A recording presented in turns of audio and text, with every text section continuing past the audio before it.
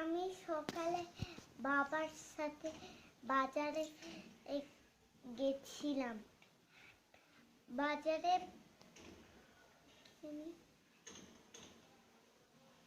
কি কি কিনলে? বাঁধাকপি না,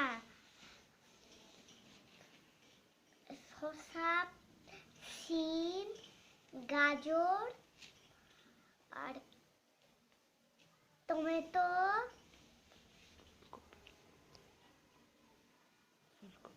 ফুলকপি, শাক,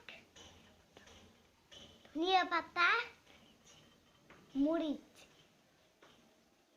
ধনিয়া পাতা। তারপর কি করলে? বাসায় ফিরে কি করলে? ধুলাম, তারপর